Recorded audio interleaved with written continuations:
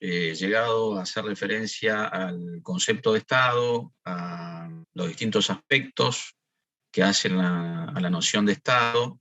Hicimos alguna alusión a los elementos. Con respecto al Estado convencional y constitucional de derecho, bueno, ustedes seguramente ya saben cuál es la diferencia entre Estado convencional y Estado constitucional de derecho. A ver, ¿alguien me la puede comentar rápidamente cuál es la diferencia?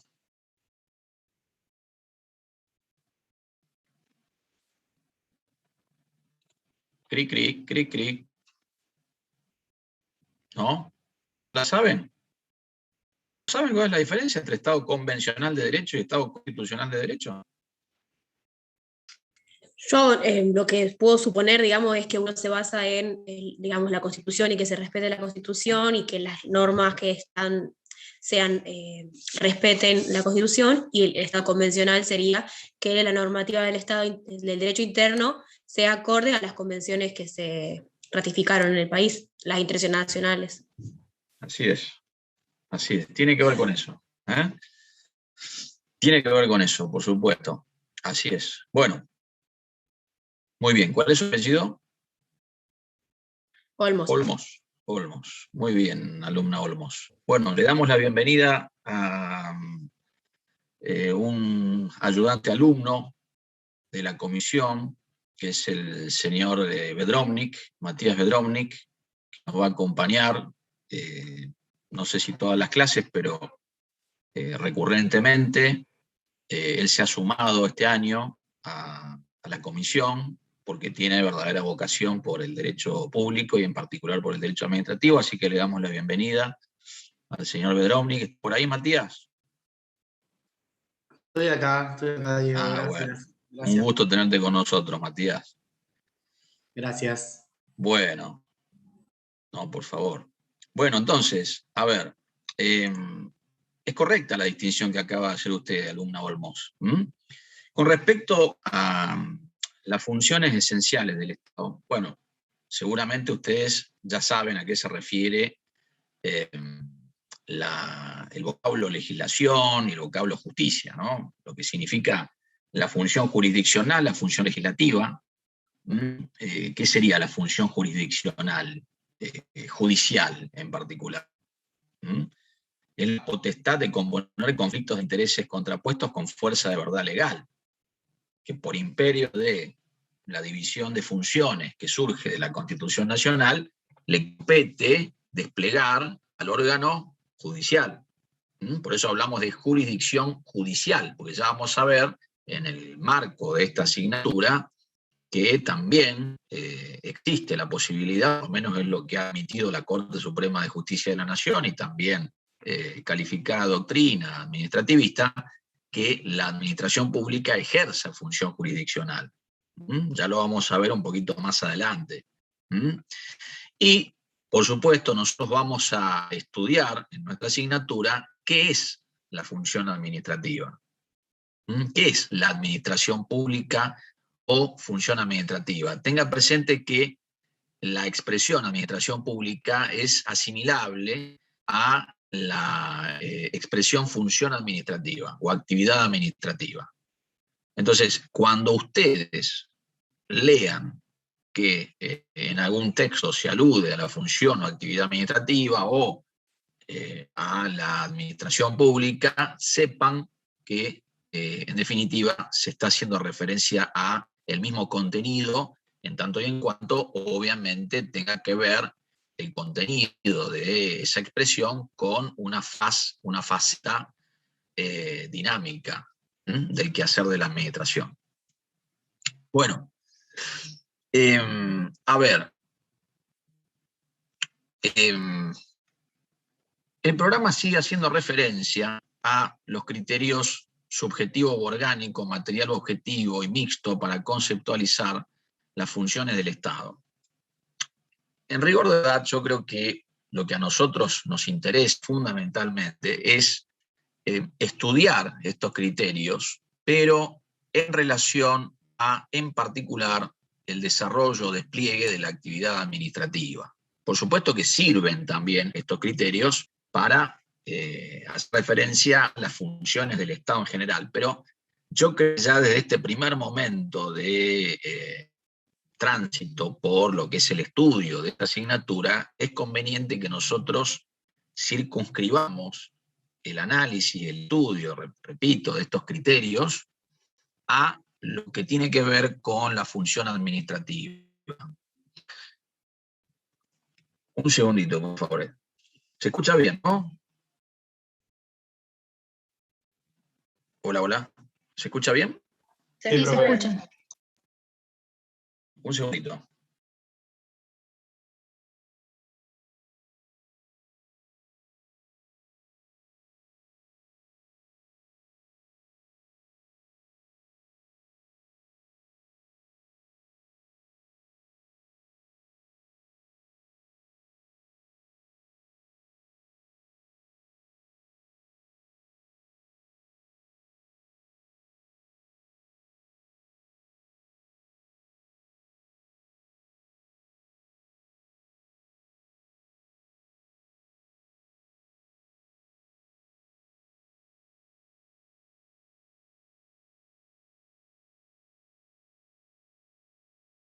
Entonces les decía, el criterio objetivo, sustancial o material, en cuanto a la actividad administrativa, es aquel que alude a, que tiene en cuenta, diría yo, la naturaleza jurídica interna de la actividad administrativa. De la actividad que desarrolla la administración pública. La sustancia misma de la actividad. Y en atención a esto último que dije, la sustancia misma de la actividad, van a darse cuenta ustedes por qué razón este criterio objetivo, sustancial o material admite la posibilidad de que la actividad administrativa o la función administrativa sea llevada adelante no solamente por parte del órgano que tradicionalmente tiene asignado el ejercicio de la función administrativa, que sabemos que es el Poder Ejecutivo, sino también los otros dos órganos de poder del Estado. Fíjense, el criterio objetivo, sustancial o material, como lo vengo sosteniendo, es aquel que hace especial hincapié en la naturaleza de la actividad, la sustancia, la esencia misma de la actividad. Si conforme la naturaleza de la actividad o según el criterio que tiene en cuenta la esencia o la sustancia misma de esa actividad, se puede considerar a esta de carácter administrativo, no importa qué órgano de poder del Estado lleve adelante la misma. Vamos a estar en presencia de la actividad administrativa o de la función administrativa, independientemente de que ella sea ejercida por el Poder Ejecutivo, por el Poder Legislativo o por el Poder Judicial. Ejemplo, si el Poder Judicial o el Poder Legislativo, en la Cámara de Diputados o la Cámara de Senadores de la Nación, también puede pasar lo mismo con las cámaras legislativas locales, o la Corte Nacional o la Corte Local, también, ¿por qué no?, el Consejo de la Magistratura a nivel nacional, que ejerce ciertas funciones administrativas otorgadas por la ley, deciden poner en valor, en el caso de la Corte, el Palacio de Justicia, remodelar el Palacio de Justicia, o en el caso de la Cámara de Diputados de la Nación y la Cámara de Senadores, dicta una resolución conjunta en virtud de la cual deciden también realizar obras de puesta en valor, de remodelación, de mantenimiento y mejoramiento del Palacio Legislativo, donde funciona el Congreso de la Nación. Por lo tanto, tienen que llamar a licitación pública y a resultas de ese procedimiento de selección del contratante, tienen que terminar dictando lo que es un acto, que sería de sustancia administrativa, para adjudicar la obra de que se trate a un tercero, para que la ejecute, para que la lleve adelante. Esa actividad, a su entender, es judicial, propiamente dicha, en el caso de que la lleve adelante la Corte. Es legislativa, en el caso que la lleve adelante el Congreso de la Nación a través de sus respectivas cámaras. Pues una actividad que en sustancia es administrativa. ¿Qué les pasa a ustedes? ¿Tiene que ver con la sanción de una ley? ¿Es función legislativa? Claramente no. No se está sancionando una ley de conformidad con el procedimiento previsto al efecto en la Constitución Nacional o en su caso en la Constitución local. Tiene que ver con el ejercicio de la función jurisdiccional judicial propiamente dicha. ¿Se está resolviendo un conflicto de intereses contrapuestos con fuerza de verdad legal? Cuando se está llamando a licitación para que un tercero a quien se adjudique la realización de determinadas obras lleve adelante la puesta en valor del Palacio de Justicia y del Palacio Legislativo. ¿Es función jurisdiccional judicial esa propiamente dicha? ¿Hay un conflicto de intereses entre la parte actual y la parte demandada que se resuelve con una sentencia con fuerza de verdad legal? Les estoy preguntando, ¿eh? No. Claramente no. Entonces, según este criterio, repito, llamado objetivo, sustancial o material, porque atiende a la sustancia o a la materia, y eso tiene que ayudarnos a recordar el criterio, puede existir actividad administrativa más allá de que la misma sea desarrollada por el Poder Ejecutivo o no. ¿Por qué? Porque lo que interesa a este criterio es la naturaleza de la actividad, el carácter de la actividad. Si el carácter de la actividad es administrativo, si la sustancia es administrativa, no importa qué órgano de poder el Estado la lleve adelante. Vamos a estar en presencia de actividad administrativa, de función administrativa. ¿Se entiende esto? ¿Sí? Bueno. Eso con respecto al criterio objetivo, sustancial o material. Si tienen el programita a mano, es importante que lo vayan siguiendo porque ayuda luego para ir estudiando la materia. Por un lado, fíjense que el programa nos pide que nosotros sepamos qué es el criterio subjetivo u orgánico. Particularmente en lo que refiere a la función administrativa, ¿no? Por todo lo que he señalado.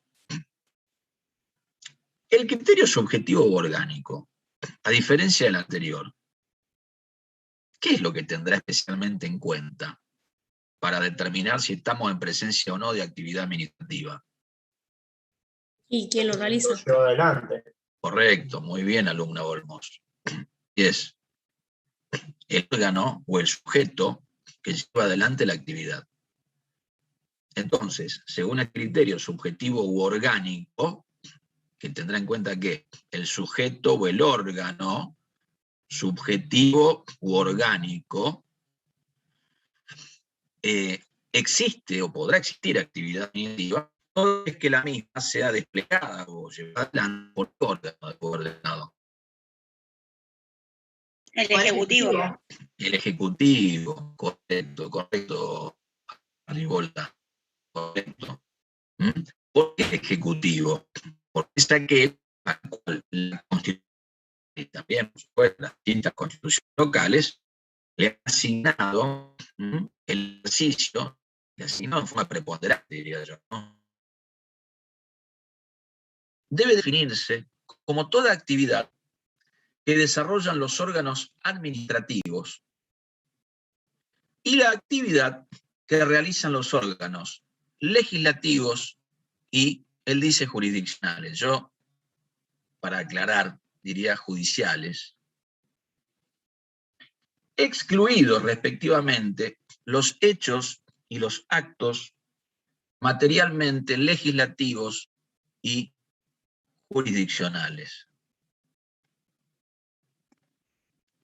Entonces, el criterio mixto es el que admite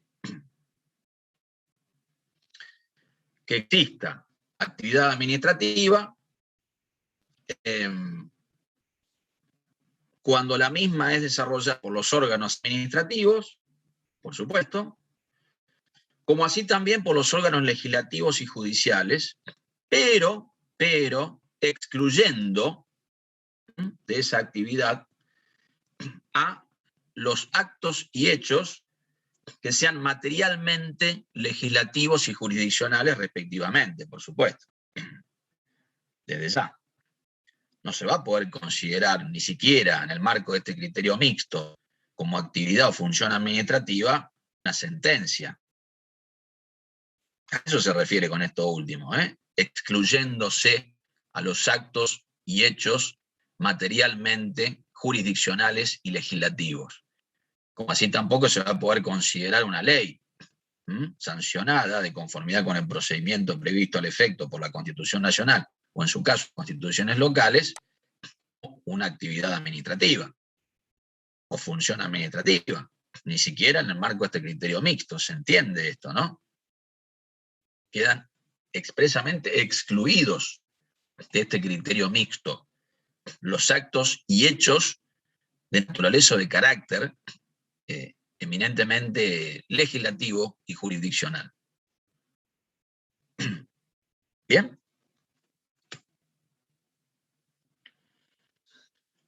Bueno, ¿cómo andamos hasta acá? ¿Se va entendiendo?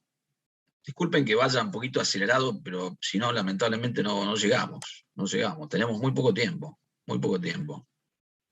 Bueno, pero de todas formas eso no quita que me hagan preguntas, al contrario. Que participen, que me hagan preguntas. Ustedes saben que desde mi punto de vista, y sé que ese criterio que esboza en general la cátedra, los actores fundamentales del proceso de enseñanza-aprendizaje son ustedes, no somos nosotros los docentes. Bueno, ¿estamos? ¿Sí? Seguimos entonces. Punto 2. Actividad y o función administrativa. Criterios para su conceptualización. Esto no lo dimos todavía, ¿no? ¿O sí lo dimos? Creo que no. No dimos el concepto de administración pública o de actividad administrativa. Chicos, No, chicas. No, profe, dimos de Estado la primera clase, más que nada. Perfecto. Bueno, entonces, fíjense. Señor Bóscolo, la cámara ponga. Desconecte, se conecta, Bóscolo. Bueno. Ahí está. Fíjense, yo, a ver, les voy a brindar una de las nociones conceptuales. Por supuesto, si ustedes quieren, me parece que sería interesante que profundicen acerca de la existencia de otras nociones conceptuales en torno a la función administrativa o la actividad administrativa. Y en consecuencia la administración pública, por lo que dijéramos precedentemente. Yo le voy a dar la noción conceptual de Marienhoff con respecto a la actividad o función administrativa. ¿Qué dice Marienhoff en relación a esta? La función administrativa es la actividad permanente, concreta y práctica del Estado que tiene por objeto la satisfacción de las necesidades del grupo social y de los individuos que lo conforman. Es la actividad permanente, concreta y práctica del Estado que tiene por objeto la satisfacción de las necesidades del grupo social y de los individuos que lo conforman. ¿Bien? A ver. Actividad que es calificada como permanente, concreta y práctica. ¿Por qué deberá ser permanente la actividad administrativa? Porque propende a qué? A satisfacer necesidades, bien dice la última parte de la definición, no solamente del grupo social, haciendo referencia en definitiva a esta expresión, y me estoy adaptando al análisis de la última parte de la definición, haciendo referencia a una dimensión colectiva, o dimensión social. Y por supuesto también, por ello de lado, a la dimensión individual. Pero en definitiva, ¿por qué es permanente? ¿Por qué ha de ser permanente esta actividad? Se plantean, repito, sin solución de continuidad, en forma permanente, en forma ininterrumpida. Entonces, el Estado, en particular, a través de la actuación que lleva adelante en forma preponderante el órgano ejecutivo, tiene que desarrollar una actividad que permita subvenir esas necesidades. Por ejemplo, a través de la prestación de servicios de salud. Por ejemplo, a través de la prestación de servicios de seguridad. El Estado no le puede decir a usted, mire, señorita, qué pena, que no le robaron de lunes a viernes de 8 a 12 y de 16 a 20, porque en ese horario nosotros trabajamos normalmente. Pero qué pena, ¿sabe lo que pasa? De casualidad me encontró aquí, hoy es sábado, son las 5 de la mañana, no, vuelva el lunes y vamos a ver qué hacemos, le vamos a tomar la denuncia. No, el Estado tiene que trabajar cuando se plantean hechos de connotación delictiva con prontitud, con inmediatez. Por lo menos así debería ser. Bien, lo mismo en lo que refiere a la salud. Si usted lamentablemente tiene un inconveniente de salud un fin de semana a la madrugada y concurre a un hospital público, pues si no me dice lo que pasa, no, lo mismo. Nosotros atendemos lunes a viernes de 8 a 12, 16 a 20. Buen lunes, ojalá que le vaya bien. Yo le deseo lo mejor, yo no tengo nada que ver, me encontró de casualidad, yo hago tarea de mantenimiento acá, en el hospital. Si te hace lo que pasa, me quebré la pierna, tengo un dolor impresionante. ¿Y sabe lo que pasa? Son horarios, ¿vio? ¿Qué le vamos a hacer? No, entonces el Estado tiene que brindar una actividad que será administrativa, con un perfil, en este caso orientado a la salud, en el ejemplo que estamos dando, en forma ininterrumpida. ¿Se entiende lo que estoy aludiendo? Bien, y fundamentalmente el órgano de poder ejecutivo. Fundamentalmente el órgano de poder ejecutivo. Bien. Fíjense que no sería el caso del órgano de poder legislativo. Puede ser que el órgano legislativo tenga que reunirse a través de sus cámaras, obviamente, sus distintas cámaras, para tratar un tema que revista carácter evidentemente urgente, pero es excepcional. O son excepcionales los casos en los que el órgano legislativo tiene que abordar con esa urgencia indudable un determinado tema. Porque la función que lleva adelante el órgano legislativo es distinta a aquella que habitualmente despliega el órgano ejecutivo. Sin prejuicio de lo cual la definición hace referencia al Estado. Repito, la función administrativa es desempeñada fundamentalmente por el órgano ejecutivo, pero podría también existir función administrativa en cualesquiera de los otros órganos de poder del Estado. Ya lo hemos visto. Bueno, por lo menos a la luz del criterio objetivo, sustancial o material. ¿Me van siguiendo con respecto a esto? ¿Sí? Esto lo pueden profundizar, ya les dije, en particular en lo que refiere a esta bolilla de Marienhof, de Casagne, sin ningún problema. También lo pueden ver de Balbín, Carlos Balbín, su manual de derecho administrativo, su tratado de derecho administrativo. Casagne, la obra más moderna, más reciente, es la que se llama Curso de Derecho Administrativo, que tiene 2 tomos. Pero yo sé que ustedes en general buscan en internet, googlean, y van a encontrar las obras tanto de Marienhof como de Casagne. Ya me lo han dicho varios alumnos y alumnas.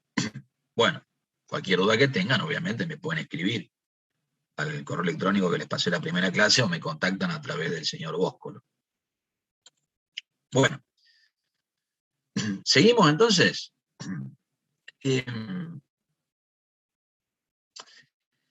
La sujeción de la actividad administrativa al principio de legalidad y los límites jurídicos de la actividad a la actividad administrativa. Bueno, a ver, por supuesto que nosotros y ustedes esto entiendo que lo han visto también en alguna otra materia anteriormente, pero nosotros tenemos que tener presente que la administración pública, que la actividad administrativa, en definitiva, siempre, en todos los casos, debe ceñirse, debe ajustarse a derechos.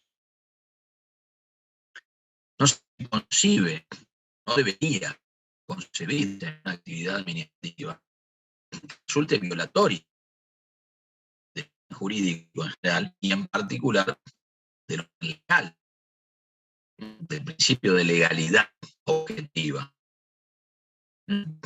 Que, bueno, sabemos que al día de hoy muchos autores, de forma previa, con el llamado estado de policía, propio de la edad moderna, propia de las monarquías absolutistas,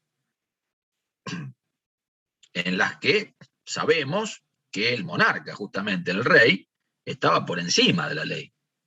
Él dictaba la ley, pero la ley se aplicaba al resto, no a él. Él estaba por encima. Bueno, al día de hoy hay algunas similitudes. Pero en un estado de policía, la ley, repito, era sancionada por los órganos propios de la monarquía, pero se aplicaba al resto. El rey quedaba al margen de esa ley. Él no estaba sujeto a esa ley. Él podía hacer y deshacer más allá de lo que estableciera la ley, porque se decía que detentaba la autoridad divina, su poder provenía de Dios, y por lo tanto el rey era infalible. Hay una famosa frase en inglés, King can do no wrong. El rey no se puede equivocar. King can do no wrong.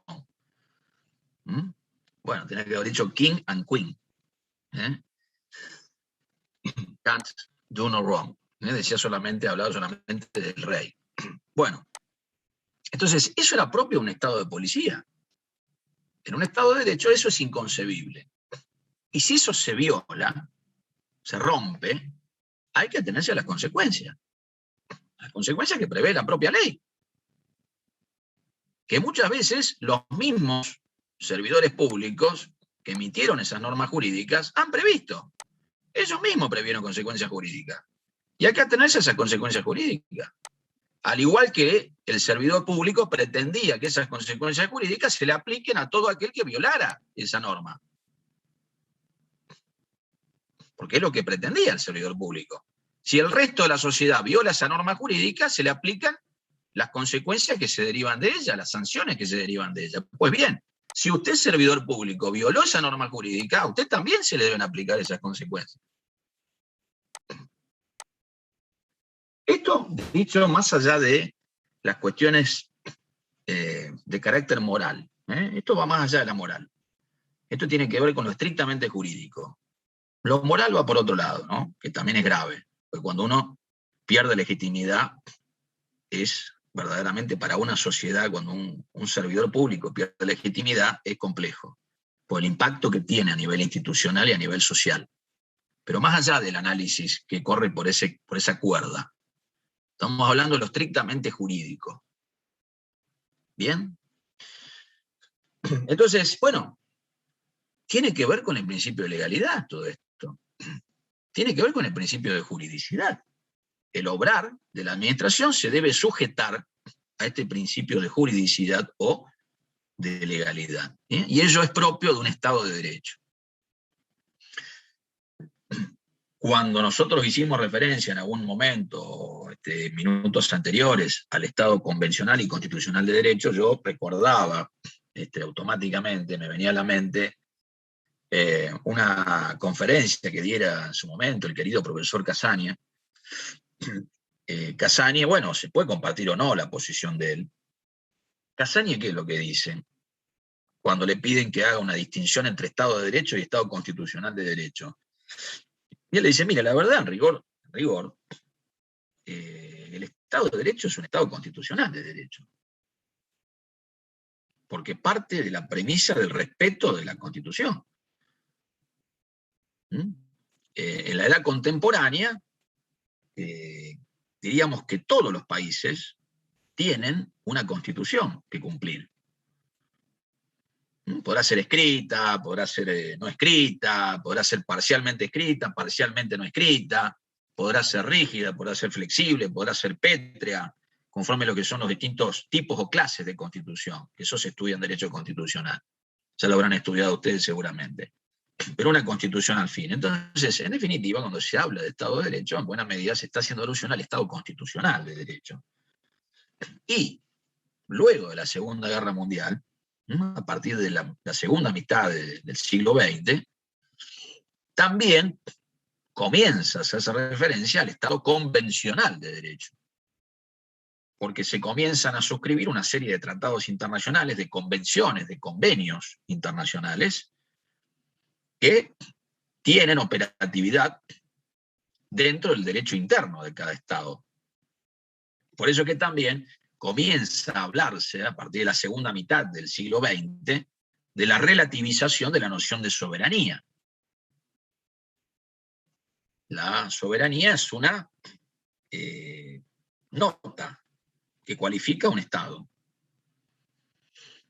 que etimológicamente significa superioridad. Esa superioridad se ejerce hacia adentro de cada Estado y también, si se me permite, en términos tal vez más coloquiales, hacia afuera, ¿no? En un contexto externo. Bien. Bueno, eso entonces, brevemente, porque habría muchísimo más para decir con respecto a este principio de legalidad, y ya vamos a decir más cosas en otras bolillas con respecto al mismo. Vamos a afinar el lápiz, pero por ahora nos quedamos con esto. Principios de transparencia, publicidad, razonabilidad, buena fe, otros principios, buena administración, gobierno abierto. Uf. Bueno, para escribir un libro tenemos ahí. A ver, cómo tratar de ser conciso con respecto a todo esto. En primer lugar, nosotros tenemos que distinguir, tenemos el deber de distinguir, estar en condiciones, diferenciar los principios jurídicos por un lado y las normas jurídicas por el otro. Normas o reglas jurídicas por el otro. ¿Esto lo estudiaron alguna vez ustedes? ¿Ustedes saben distinguir los principios jurídicos de las reglas jurídicas o normas jurídicas?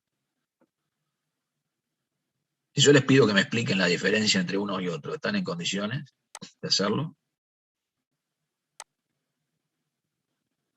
Pareciera que no. A pesar de que están en qué año de la facu. ¿En qué año están? ¿Cuarto? Quinto. Quinto. Quinto año. Lo pregunto porque ahora como se cambió el plan de estudio, antes derecho administrativo siempre se daba en quinto o sexto año. Bueno, si está en quinto año, ya a esta altura tendría que saber la diferencia usted, alumna de todos los mundos, entre un principio jurídico y una norma jurídica. A ver, vamos a escucharla a la alumna de todos los mundos. Yo creo que un principio jurídico son pautas que inspiran a toda una rama del derecho. Y la norma es... Pautas que inspiran a toda una rama del derecho. ¿Qué sería inspirar? Me parece que es una noción muy vaga. ¿Qué es inspirar? Nosotros estamos, para que nos ubiquemos, teniendo que utilizar terminología técnico-jurídica, ¿bien? No estamos en una charla de café, o en otro ámbito, bueno, sí, se inspira, el artista se inspiró en tal fuente. Entonces, me gustaría que usted me precise, ¿qué es eso de inspirar? Disculpe, profesor, pensé que participemos y que No, pero a ver, claro que la idea es que participe. Que no estábamos en un examen. En realidad no participó, Yo quería le decir... pregunté yo. En realidad le pregunté yo, usted no tuvo iniciativa de participar. Le pregunté yo, solamente contestó que estaba en quinto año. Pero más allá de eso, por supuesto que la idea es que participen. Pero digo, muchas veces uno transita por la facultad y no se da cuenta que hay cosas que son básicas que no las saben todavía. Y hay que empezar a estudiarla. Pero además, ¿por qué usted me pide disculpas porque participe? No entiendo. ¿Por qué me pidió disculpas? Por su reacción a mi equivocación. No, si no se equivocó usted. Le dije que era impreciso lo que decía. Yo no dije que se equivocó. Yo no dije que se equivocó. Y si se hubiera equivocado, ¿cuál es el problema? Si está para aprender acá. Exactamente, eso es lo que yo pienso. Y entonces, ¿por qué me dice eso? Bueno, a ver, yo lo que digo es, hay que tratar de ir afianzando los conocimientos que uno va adquiriendo a lo largo de la carrera, porque los va a necesitar. Se necesitan. Los principios jurídicos son fundamentales en el nuevo derecho, en el moderno derecho. No solamente en moderno derecho administrativo, sino en el moderno derecho en general. Y perdón, cuando yo hago un comentario, no es que les estoy achacando que hay algo que no lo saben, porque están para aprender, acá por lo menos lo que tiene que ver con esta materia, ¿no? Hay cosas que se supone que ya saben, pero bueno, eso está en cada uno o cada una, ¿no es cierto? Eso lo tendrá que saber cada uno, cada una. Yo lo que digo además, y esto también me parece que es interesante que nosotros lo vayamos internalizando, es que tenemos que acostumbrarnos, sobre todo si estamos ya en quinto año, porque ya estamos a la vuelta de la esquina de ser abogados o abogadas, a tener precisión terminológica. No por mí. Bueno, el día de mañana un examen sí va a ser importante, ¿no es cierto?, para aprobar el examen. Pero el día de mañana por ustedes. Porque así como ahora tienen a un profesor de otro lado, el día de mañana van a tener, ¿saben qué?, a otro abogado o abogada, van a tener a un juez o a una jueza, van a tener a su cliente o a su clienta, pero sobre todo van a tener que convencer al juez o a la jueza. Obviamente primero a su cliente o clienta, ¿no? La terminología que se utiliza no es la misma cuando uno tiene que convencer a un juez o a una jueza. Entonces, a eso apunto yo. A eso apunto, a que uno tiene que tratar de ser exigente con uno mismo para la terminología, el día de mañana, aplicarla adecuadamente. A eso aludo yo. Por supuesto que uno va aprendiendo. Todos, yo lo aprendo todos los días. Todos los días vamos incorporando nuevos conocimientos. Vamos aprendiendo cosas nuevas, aprendiendo con H en el medio, incorporando. Por supuesto. Pero en ese proceso, que es in eternum, nunca termina ese proceso de incorporación de conocimientos, nunca, nunca, nunca, nunca. Cuanto uno más estudia, más se da cuenta que menos sabe. Parece un juego de palabras, pero es así. Tenemos que tratar de ir teniendo incorporado esta idea de ser precisos. ¿Se entiende? A eso apunto yo. A eso estoy apuntando con lo que les digo. Bueno, principios y normas jurídicas. A ver, los principios jurídicos, uno recuerda que habitualmente cuando estudiaba las fuentes del derecho, en las primeras asignaturas del plan de estudios, se decía que son los pilares fundamentales sobre los cuales se asienta el derecho. A lo mejor ahí estaba apuntando la alumna Tutolomondo, ¿no?, cuando decía se inspira. Bueno, puede tener que ver con eso. No está mal, no está mal. Pero yo digo que a esta altura de la carrera ya tenemos que incorporar otras herramientas.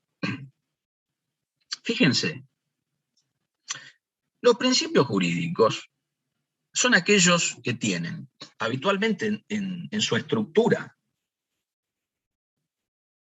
contienen un mandato, un deber ser, un deber actuar,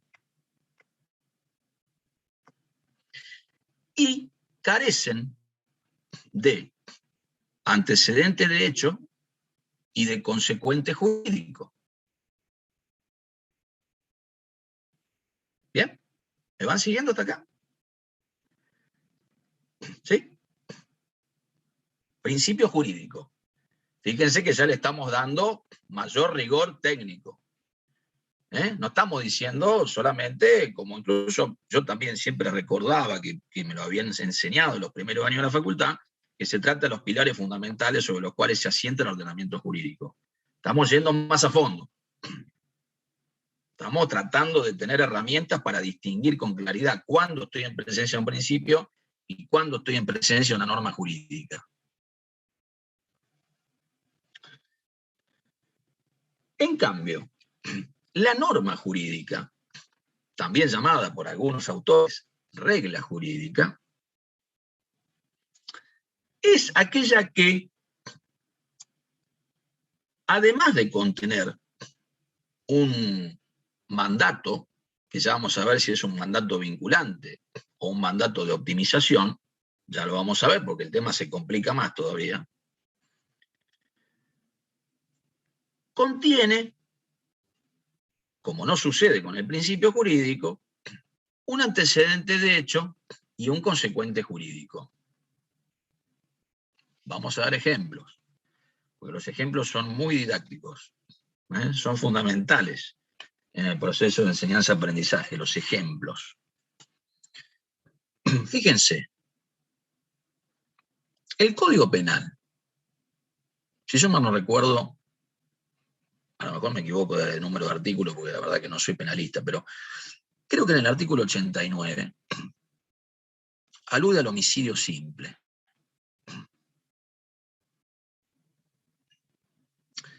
¿Qué dice con respecto al homicidio simple? Palabra más, palabra menos. Obviamente que no hace falta que uno lo diga de memoria, ni mucho menos. Importante que uno siempre trate de incorporar la esencia de una norma jurídica, ¿no? La sustancia. ¿Se acuerdan qué dice?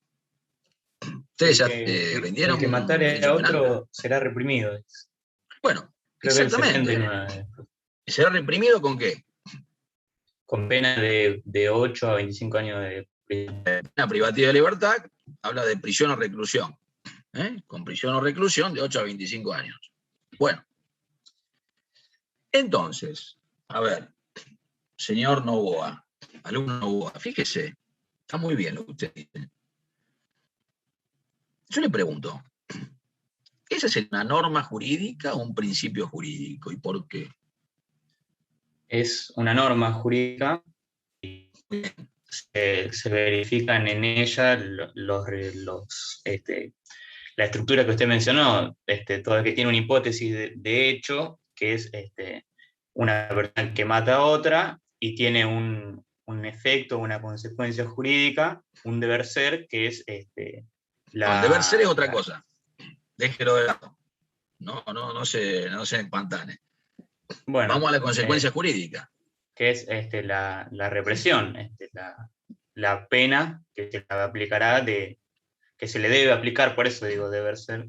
Correcto, de 8 a 25. Perfecto. Entonces, fíjese que se verifica esta estructura de la que venimos hablando, ¿no? Antecedente de hecho, consecuente jurídico. Si una persona mata a otra, se le aplica una pena privativa de libertad, en concreto prisión o reclusión de 8 a 25 años. ¿Bien? Y además, nos encontramos con un mandato, con un deber ser, un deber actuar. ¿Qué es cuál?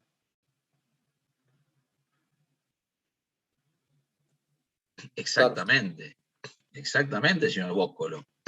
No matar a otro. Ese es el mandato. Entonces la norma jurídica también tiene un mandato. ¿Bien? Con respecto al principio jurídico, volvemos un ratito a los principios jurídicos.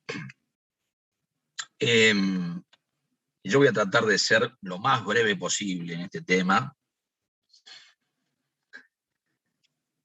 Hay una discusión en doctrina que es interesante. Yo no la voy a profundizar, la voy a mencionar y voy a hacer algunas reflexiones en torno a ella, pero no más que eso. Hay un debate muy interesante con respecto a si los mandatos contenidos en los principios jurídicos son mandatos vinculantes o mandatos de optimización. que mandan a hacer lo mejor según fuere jurídica y fácticamente posible. A ver,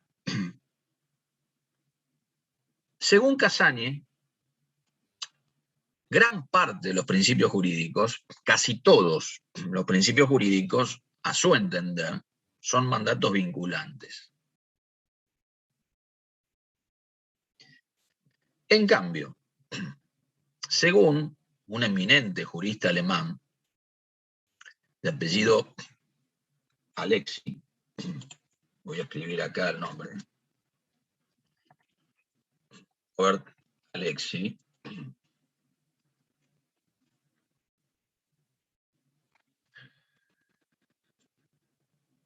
que abordó oportunamente a través de sus obras la teoría de la argumentación jurídica. Ustedes en el grupo cerrado de Facebook tienen una conferencia de Alexi que dura más o menos 1 hora.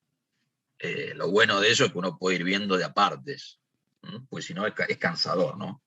A veces una conferencia de 1 hora, sobre todo cuando se trata de autores que tienen una profundidad realmente indudable, ¿no? En la temática que abordan. Entonces uno tiene que estar atento permanentemente, 100% concentrado todo el tiempo. Entonces ustedes la tienen ahí, la pueden ir viendo de apartes. Alexi, lo que dice con respecto a los principios, es que son mandatos de optimización que mandan a hacer lo mejor, según fuere jurídica y fácticamente posible.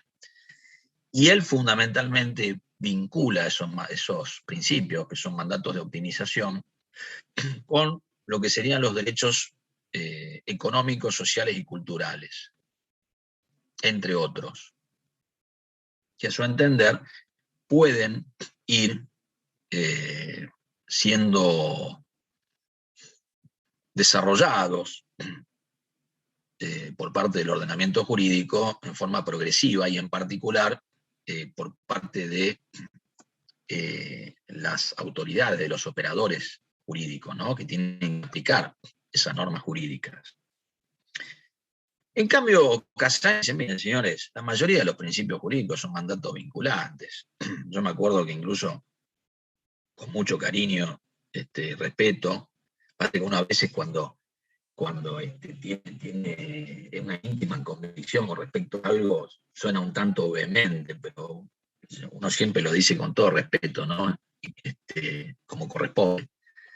Me tocó en algún evento académico tener un intercambio de opiniones con un querido amigo, el doctor Corbalán, en un mismo panel, porque él es, digamos, muy proclive a seguimiento del ideario de Alexi. Y a mí me parece que es muy interesante también lo que dice Alexi, y la verdad que creo que es como para seguir con suma atención. Parece muy, pero muy interesante, por eso lo estoy estudiando cada vez más a fondo. Y bueno, yo lo que le decía es que me parece que la posición de Casagne es bueno, absolutamente atendible, ¿no? Y yo daba el ejemplo del principio de igualdad de la ley, o el principio de igualdad de trato. Usted ese principio, si lo considera un mandato vinculante, yo creo que es un mandato vinculante, bueno, lo debe entender en términos binarios. O cumple o no cumple con el principio, con lo que establece el principio en el caso concreto. En el caso del régimen tarifario de, por ejemplo, la empresa provincial de la energía, que prevé una tarifa, por ejemplo, social, una tarifa diferencial para los jubilados o pensionados que perciben el haber mínimo. Bueno, si usted le aplica la misma tarifa a todos aquellos jubilados y pensionados que están dentro de esa categoría, está cumpliendo con el principio de igualdad de trato, igualdad ante la ley. Si usted dentro de esa misma categoría aplica criterios distintos, a algunos jubilados y pensionados le cobra aún menos, está violando el principio de igualdad ante la ley, igualdad de trato. Artículo 16, entre otros, de la Constitución Nacional. Entonces, el mandato es vinculante. ¿Se cumple o no se cumple? ¿Bien?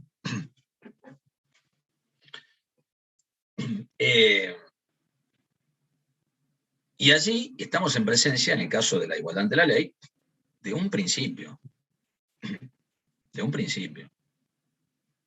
como también sucede con el caso de la razonabilidad.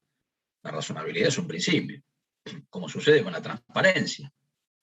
La transparencia es un principio, como sucede con la buena fe. La buena fe es un principio. Bueno, y esto que puede parecer aburrido, yo les aseguro que no debería serlo. Porque es muy importante para que el día de mañana ustedes puedan, como operadores jurídicos, construir la mejor solución posible a un caso concreto, con el mayor apego posible al valor justicia. Y a mí me ha tocado tener que hacerlo, porque he tenido que acudir a principios jurídicos para la construcción de una solución que yo consideré la más justa en su aplicación al caso concreto. Y tuve que explicar también la importancia de los principios jurídicos. Principios jurídicos que, por otro lado, no es de más recordar que tienen habitualmente rango constitucional, ni más ni menos. Tienen rango constitucional. Entonces, todo esto que nosotros vamos estudiando es muy importante para que entendamos a qué hacemos referencia cuando estudiamos el principio de legalidad, el principio de transparencia, al que también alude el programa, el principio de razonabilidad, de publicidad, de buena fe. Bueno, son todos principios jurídicos. A ver, y ya adentrándonos en concreto, porque no tenemos más tiempo para desarrollar este punto, repito, si les interesa, yo los invito y las invito a que escuchen con atención este fragmento de una conferencia de Alexis, que lo tienen así en el grupo de Facebook, que yo les comenté en la primera clase. Pero en concreto, el principio de transparencia, ¿con qué tendrá que ver? A ver, ¿quién se anima a dar alguna idea con respecto al principio de transparencia?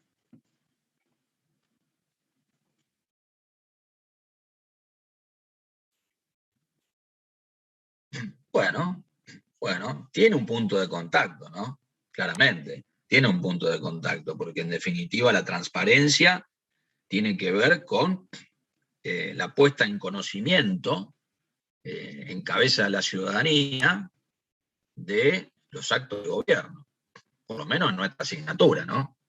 La transparencia en el ámbito de la administración pública y el derecho administrativo tiene que ver con eso. Por eso es que el día de hoy existen, ustedes seguramente los conocen mejor que yo, distintos portales web en los que sea efectivo, o se pretende hacer efectivo, este principio de transparencia. En particular, la llamada transparencia activa. Es aquella en cuyo marco la administración toma la iniciativa. Es la que, motu propio, decide volcar datos e información en determinado sitio y poner esos datos e información a disposición de la ciudadanía. Bien, eso tiene que ver con la llamada transparencia activa.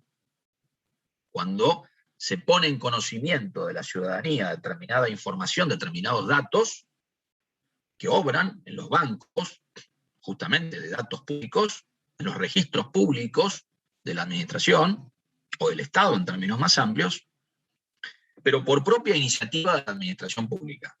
Por eso se habla de transparencia activa. El principio de transparencia, decíamos, tiene un punto de contacto indudable con el de publicidad. La publicidad es un principio republicano que surge del artículo primero en forma indirecta, ¿no? Que dice: la nación argentina adopta para su gobierno la forma representativa, republicana y federal. Pues bien, el republicanismo sabemos que tiene como uno de sus caracteres fundamentales la publicidad de los actos de gobierno. ¿Y qué significa hablar de la publicidad de los actos de gobierno? La comunicación la puesta en conocimiento de esa actividad que despliega la administración a los destinatarios de la misma, que son los ciudadanos.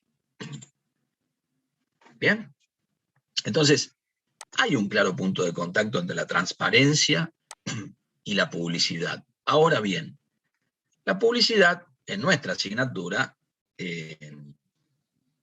puede tener que ver, lo vamos a abordar un poquito más adelante, particularmente con el acto administrativo de alcance general, que para que sea eficaz debe publicarse, al menos en el boletín oficial.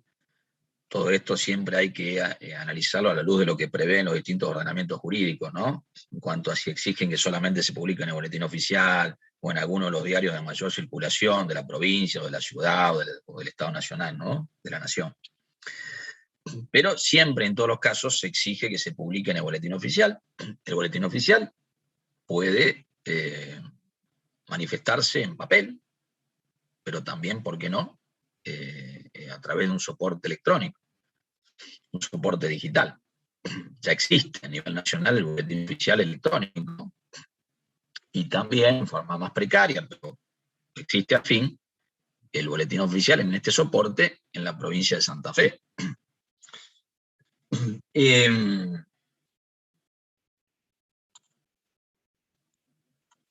El principio de razonabilidad, ya lo vamos a estudiar un poquito más adelante, porque el tema es que si nos detenemos muy a fondo, terminamos más con esta bolilla 1. La razonabilidad tiene que ver con la existencia de medidas adoptadas por la administración que tengan una adecuada proporcionalidad con el fin que se persigue por parte de una determinada norma jurídica alcanzar. Por ejemplo, si el Estado Nacional pretende salvaguardar el sistema financiero, evitar el colapso del sistema financiero, y para ello, como medida, prevé la imposibilidad de un determinado sector de la población de retirar sus ahorros en la moneda pactada, por ejemplo dólares, billetes estadounidenses, y establece que ese depósito se le va a devolver en la moneda de curso legal, hay fallos de corte, ya lo vamos a ver un poquito más adelante, que prevén que ese tipo de normas jurídicas violan el principio de razonabilidad. ¿Por qué? Porque la medida de policía que se adopta no tiene una adecuada proporcionalidad con el fin que se persigue, sino que lisa y llanamente aniquila la esencia o la sustancia del derecho, en este caso de propiedad. Bien. Por otro lado, el principio de razonabilidad también tiene que ver con la adopción de aquellas medidas que restrinjan en la menor medida posible la esfera de derechos e intereses de los ciudadanos.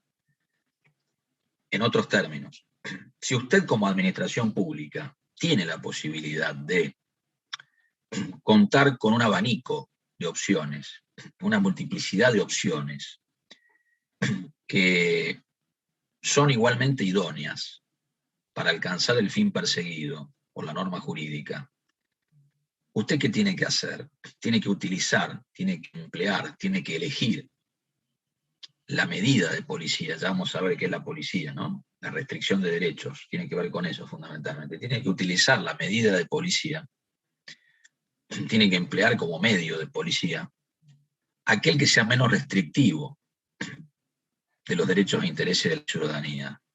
¿Bien? Tanto y en cuanto usted tenga una canasta, un abanico, una multiplicidad de opciones que sean todas ellas igualmente idóneas para alcanzar el fin perseguido. ¿Bien? Eso es importante tenerlo en cuenta. Bueno, ¿Me van siguiendo hasta acá? No es fácil esta materia, ¿eh? Ya se van dando cuenta. No es nada fácil, ¿eh? Pero no se desalienten, no se desalienten, ¿eh?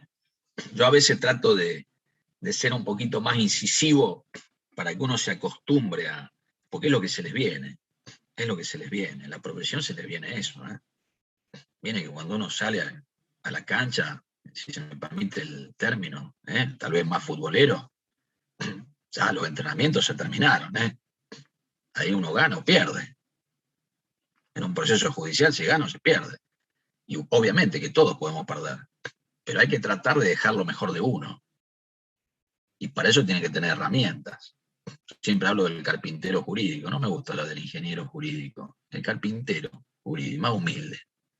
Pero no por eso, dotado de menor convicción.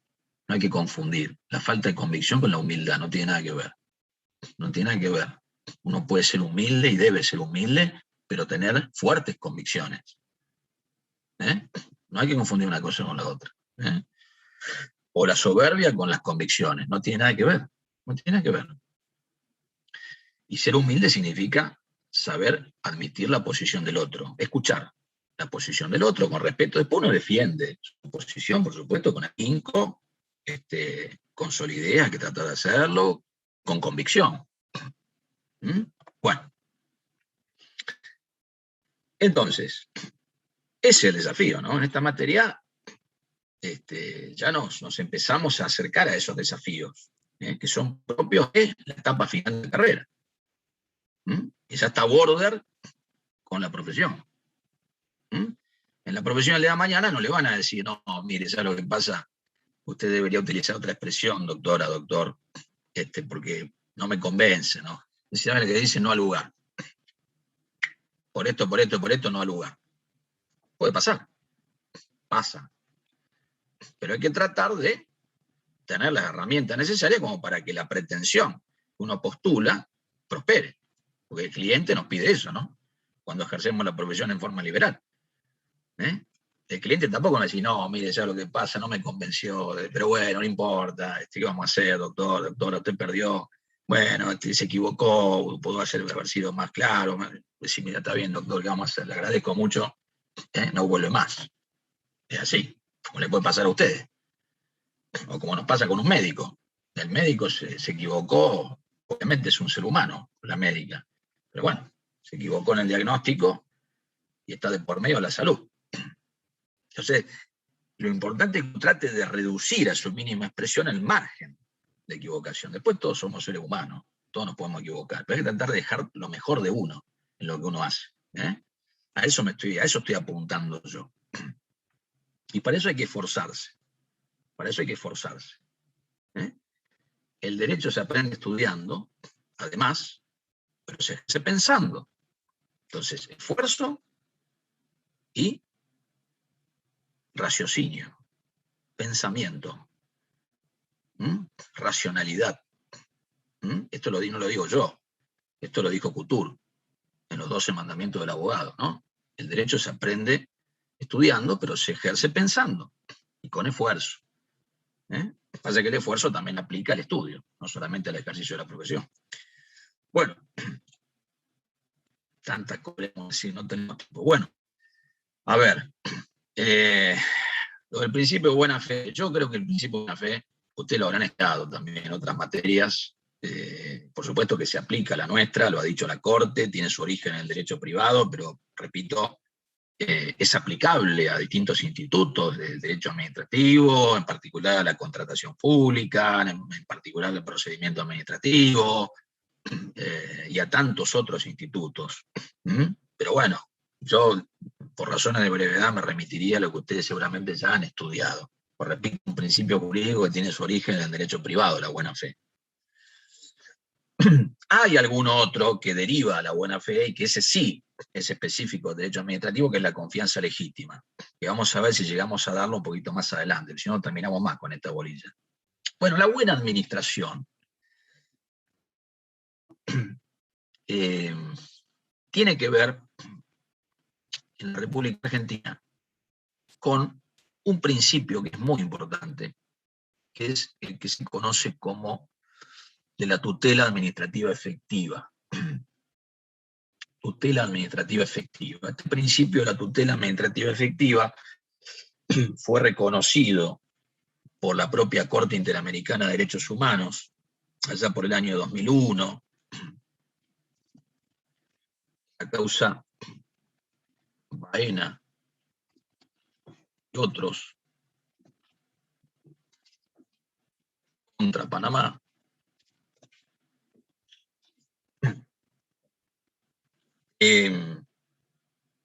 También, eso fue en el 2001, y también luego, 2004, fue reconocido por la Corte Nacional en la causa Astorga Bracht. 2004. Astorga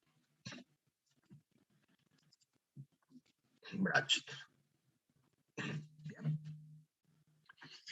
Bueno, en nuestro país, la tutela administrativa efectiva tiene que ver con la posibilidad que ha de detentar el ciudadano, el habitante de nuestro país, de ocurrir ante la administración pública y de obtener una respuesta por parte de ella en forma expresa y en tiempo útil, como así también de recurrir esa respuesta que brinde la administración. ¿Quieren que repita?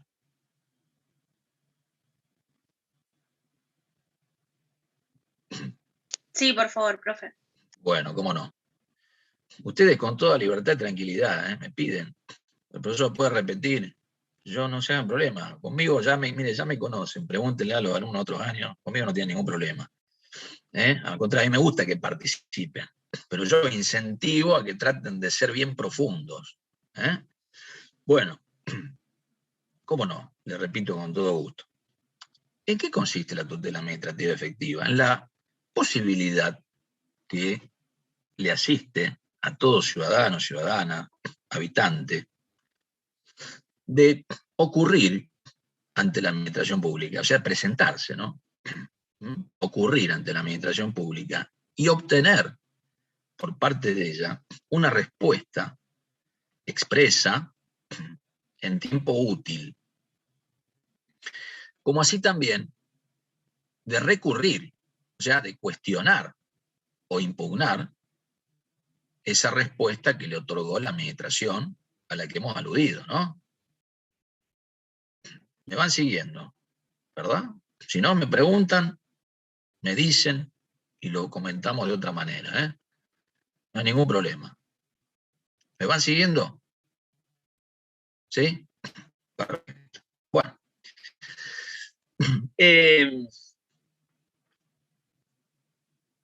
Este principio, que está discutido, porque, a ver, pasa que hay tantas cosas para decir, está discutido, algunos autores dicen que rigor de verdad no es un principio, que es un derecho. Otros dicen que es una garantía.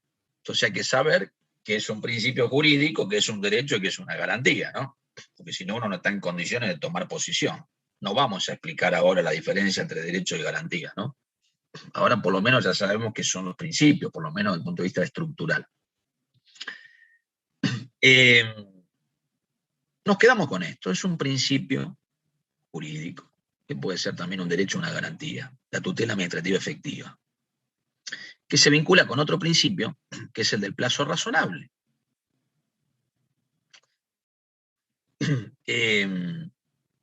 ¿Por qué está vinculado con el plazo razonable? Bueno, porque habrán advertido que yo indiqué que parte de esa tutela administrativa efectiva tiene que ver con que la administración le brinde una respuesta en tiempo útil. Porque si no, carece de razón de ser. Si usted, administración pública, le va a brindar una respuesta a un jubilado que le pide un reajuste del haber en 15 años, no le sirve a la persona. No le sirve. Hay que ver si sigue viva en 15 años. Entonces, ¿eso es tiempo útil? ¿Eso es plazo razonable? Y el plazo razonable, fíjense que tiene que ver, en definitiva, con el principio de principios, o el supraprincipio, que es el de la dignidad humana. Porque todos estos principios, en definitiva, tributan, si se me permite, tributan, confluyen en otro que vendría a ser considerado como supraprincipio o principio de principios, que es el de la dignidad humana. De ese supraprincipio dimanan los restantes. Bueno, y usted me dirá, doctor, ¿qué tiene que ver esto con la buena administración a la que alude el programa? Bueno, tiene mucho que ver la tutela administrativa efectiva. ¿Por qué? Porque en rigor de verdad, la buena administración y el buen gobierno son expresiones que se utilizan o que se han venido utilizando tradicionalmente en el derecho continental europeo. ¿Para hacer referencia a qué? Bueno, a lo que nosotros ya vimos, que se conoce en Argentina y en algunos otros países de América Latina, como tutela administrativa efectiva. En Europa continental, fundamentalmente, derecho continental europeo, se alude al principio o al derecho, porque también está discutido, si es un principio o un derecho, a la buena administración y al buen gobierno. Hay un artículo de doctrina muy interesante, que yo estoy casi seguro que lo subí al grupo de Facebook de la Comisión 9, pero también que obviamente tributa a esta Comisión 30. Creo que ustedes ya fueron aceptados, ¿no? Aceptadas en la comisión, en el grupo. ¿Quieren unirse al grupo ese de Facebook? Sí, profe. Sí, ¿O pero no? ¿Sí? Bueno, digo porque les va a ser utilidad. Hay un artículo de doctrina que a mí me parece muy interesante, yo, repito, estoy casi seguro que lo subí, que es de autoría de el profesor Jaime Rodríguez Arana Muñoz. Es un profesor español, un eminente jurista español. Jaime Rodríguez Arana Muñoz. Y este profesor desarrolla lo que es, a su entender, el derecho fundamental a la buena administración y al buen gobierno. ¿Qué tiene que ver con la prohibición, el principio, que también es un principio, ¿no? Pero bueno, no importa, no me quiero meter en eso. Tiene que ver con la prohibición, la interdicción de arbitrariedad. O sea, tiene que ver con que la administración no actúe en forma arbitraria. Tiene que ver con la utilización de los medios para alcanzar ciertos fines que sean los menos restrictivos de la esfera de derechos e intereses de los ciudadanos, ciudadanas, habitantes, al que aludiéramos precedentemente. Tiene que ver con la transparencia al obrar de la administración. Tiene que ver con la existencia por parte de la administración tiene que ver con el otorgamiento, más que existencia, con el otorgamiento por parte de la administración de respuestas efectivas en plazos razonables. Y él lo que dice es que en definitiva todo eso coadyuva a la persona humana, una expresión que utiliza el nuevo Código Civil y Comercial argentino, persona humana, a la persona humana a poder construir un proyecto de vida. Cuando la administración o el Estado, en términos más amplios, le brinda a usted respuestas expresas, concretas, efectivas, en un tiempo útil, en un plazo razonable, no actúa con arbitrariedad, le otorga seguridad jurídica, previsibilidad. En definitiva, ¿qué es lo que está favoreciendo? Que usted pueda construir un proyecto de vida, no solamente a corto plazo, sino a mediano y largo plazo. Y eso tiene que ver con la dignidad humana. Eso tiene que ver con la construcción de las condiciones económicas, sociales, culturales, etcétera, etcétera, etcétera, que deben concurrir a un caso para que una persona pueda desarrollar en plenitud su vida. O por lo menos después estará en cada persona, ¿no? Lo que hace o deja de hacer. Pero que tenga las condiciones mínimas e indispensables para que pueda desarrollar un proyecto de vida que la lleve a, en definitiva, tratar de desarrollarse plenamente como ser humano. Y todo esto, y alguien dirá, oh, pero qué pesado, qué aburrido, ¿para qué me sirve? Bueno, sirve para mucho todo esto. Y esto tiene impacto directo en la vida de todos y todas nosotros. No tengan dudas. Esto tiene un impacto indudable. Indudable. Porque si no hay seguridad jurídica, si la administración no le otorga previsibilidad, el Estado en términos más amplios, ¿no? Si no le da respuesta, obviamente que se dificulta sobremanera el desarrollo de un proyecto de vida. Y eso es lo que nos viene pasando, en buena medida, a los argentinos de hace muchos años. Muchos años. Por eso es que hay tanta gente que lamentablemente opta por otro camino. Entonces, todo eso tiene que ver con el derecho fundamental a la buena administración, que en España tiene rango constitucional. La Constitución española de 1978 tiene rango constitucional. Y que en nuestro país también tiene rango constitucional. Porque surge, al menos indirectamente, de la Convención Americana de Derechos Humanos, mal llamado Pacto de San José de Costa Rica, que sabemos que por imperio el artículo 75, inciso 22, tiene rango constitucional a partir del año 1994. Bueno, estos son temas apasionantes, ¿no? Ya estamos sobre el horario. Yo voy a terminar simplemente con esto.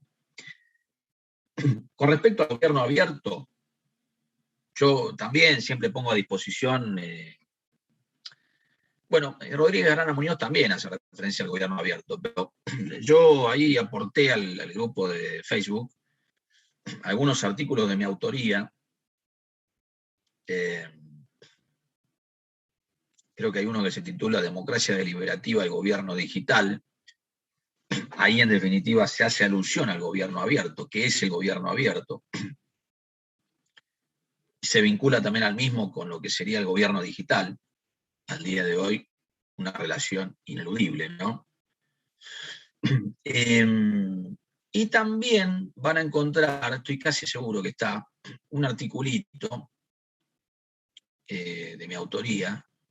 Yo subo habitualmente artículos o de mi autoría o de profesores que realmente, bueno, yo sé que no tienen ningún problema en que se utilicen sus obras y sus artículos para la enseñanza del derecho, ¿no? Te dirán, ¿pero por qué no sube otros también, doctor? Hay tantos artículos, y bueno, porque yo trato de ser muy respetuoso con los derechos de autor, bueno, pero sé que hay profesores, hay muchos profesores que no tienen problemas, todo lo contrario, en tanto y en cuanto se utilicen esos artículos o esas obras con fines pedagógicos, ¿no? De enseñanza y aprendizaje del derecho. Bueno, entonces, hay otro articulito que yo subí de mi autoría, es muy cortito, pero son 4 o 5 carillas, un libro electrónico que se publicó en su momento, yo aporté un granito de arena, en el que se desarrolla lo que tiene que ver con la administración de servicio, o la administración servicial, y me estoy refiriendo al punto siguiente, y a la administración burocrática. También se hace referencia allí a lo que es la administración cooperativa por un lado, y la administración imperativa por el otro. Yo con respecto a los modelos de administración pública voy a decir solamente esto. Y por favor les pido que lean esos artículos, porque la verdad que en el marco de la reestructuración del plan de estudio de 2016, tenemos mucho menos tiempo para desarrollar la materia. Está bien que tenemos derecho administrativo 1 y 2, pero tenemos, en definitiva, a mi modo de ver, menos tiempo. ¿Qué es la administración servicial? A diferencia de lo que sería la administración burocrática. ¿Qué dice yo también, profesor? Mi nombre para los fines del presente es Valentina Tutolomondo. Buenas tardes. Está bien, no hay problema. Los que se tienen que retirar se retiran y me dejan allí en el chat el mensaje. Bueno, yo decía, y ya termino con esto, unos poquititos minutos. La administración servicial tiene que ver con la propensión a brindar respuestas efectivas a la ciudadanía. Tiene que ver con el